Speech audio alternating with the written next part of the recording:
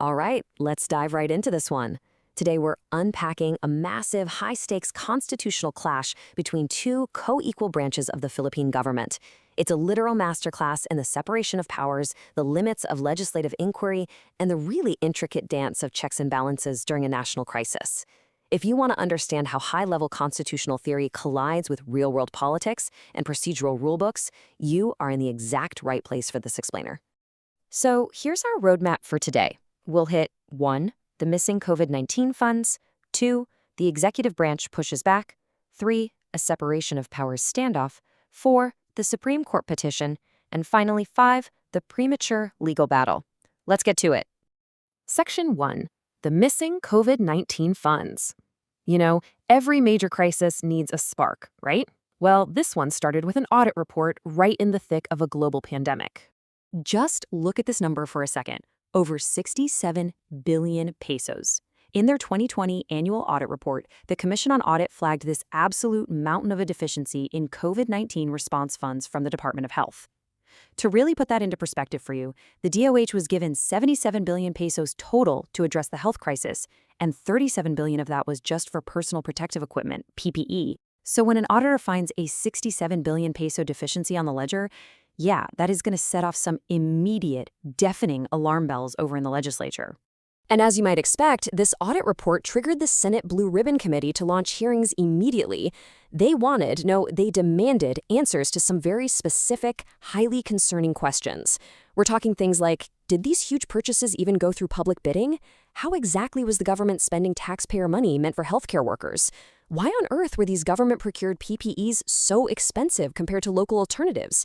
And crucially, did anyone actually do their due diligence on these suppliers? Because, a lot of these contracts ended up going to foreign companies instead of Filipino ones. The Senate's position was that they were digging into this strictly in aid of legislation. They were looking to fix systemic issues. Which brings us to Section 2. The executive branch pushes back. Because as these hearings dragged on for nearly 2 months, the whole dynamic shifted rapidly. If we track the timeline here, we start with that 2020 annual audit report, which directly kicks off the Senate Blue Ribbon hearings. And honestly, at first things went pretty smoothly. Executive department officials showed up, they participated, the whole 9 yards. But as the hearings just kept going with literally no end in sight, President Rodrigo Duterte started feeling like his officials were being browbeaten and pulled away from actual life-saving pandemic duties. So this escalated, culminating in an October 4th memorandum from Executive Secretary Salvador Medialdea. And this memo explicitly ordered all executive officials to just stop attending the Senate inquiries, period. Now, to be fair here, we absolutely have to look at the executive's rationale. Their strongest argument, as stated by Executive Secretary Medialdea, was that participating in these endless hearings was crippling their ability to do their actual jobs. Their core mandate, protecting the people's right to health during a literal state of calamity, was taking a back seat. From the executive's perspective, this had morphed from fact-finding into a witch hunt. They felt the Senate was just trying to name and shame people for alleged irregularities. And in their view, that's a job for prosecutors and judges, not lawmakers. And the real-world impact of this presidential memo? It was immediate. Officials who had been regulars at these hearings just vanished. Health Secretary Francisco Duque actually sent a letter to the Senate, politely but firmly, excusing himself and his staff.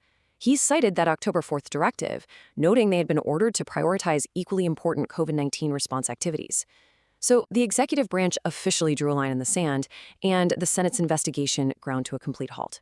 Section 3. A separation of powers standoff.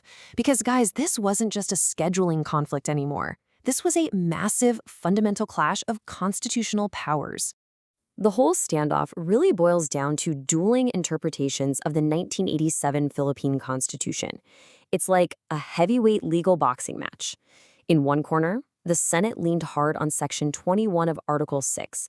They claimed their hearings were in aid of legislation, which gives them incredibly broad power to compel people to show up so they can gather facts to write laws. But in the other corner, the executive pushed back using Section 22. They argued the Senate wasn't writing laws, they were exercising congressional oversight, basically trying to publicly confront and interrogate executive officers. And here's the kicker. Under Section 22, compelling executive officials to show up for that kind of oversight actually requires the consent of the president. The executive also threw in a secondary, but honestly very compelling counterpunch. They pointed out that the emergency pandemic laws, the Buy-in-Hand Acts, actually created a specific joint congressional oversight committee specifically tasked with investigating the use of these COVID-19 funds. Since this was a special law, the executive argued it completely overrode general Senate rules, meaning the Senate Blue Ribbon Committee didn't even have the proper jurisdiction to run these hearings in the first place. Moving into Section 4, the Supreme Court petition. So, faced with an executive branch that is flat out refusing to show up, the Senate decides to play their trump card. The Senate viewed the president's memo as a direct obstruction of their constitutional duties. So they passed Resolution 131, which formally authorized them to file a petition straight to the Supreme Court. The Senate was essentially stepping into the judicial arena to assert its power. They wanted the highest court in the land to flex its muscles, strike down the president's order, and force those executive officials right back into the witness chair.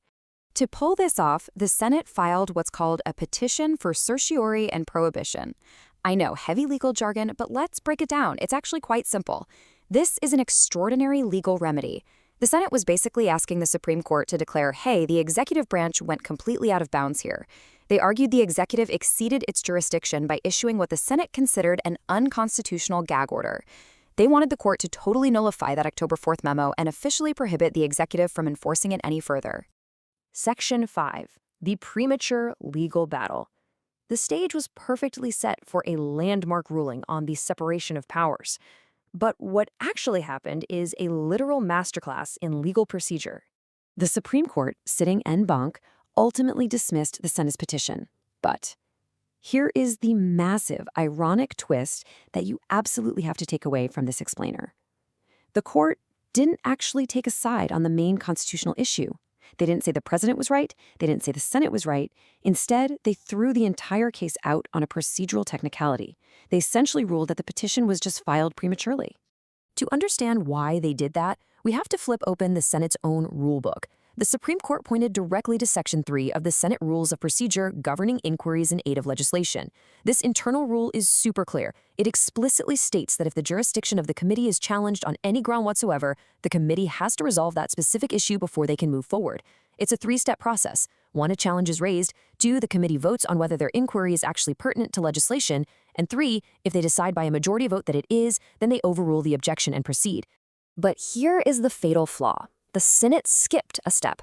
The president's October 4th memo was, at its very core, a direct challenge to the Senate's jurisdiction, right? The executive was arguing the matter belonged to that special joint oversight committee. But the Senate Blue Ribbon Committee never actually stopped to vote and formally resolved that jurisdictional challenge internally.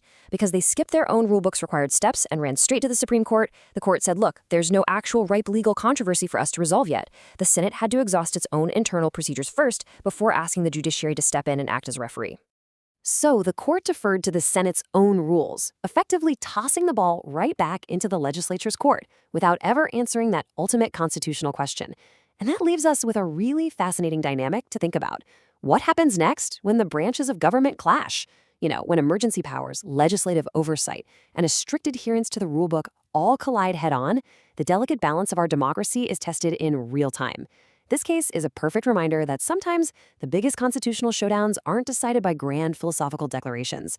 They're decided by who actually followed the procedural rules. Thanks for joining me for this explainer, and keep questioning how our systems of power truly operate.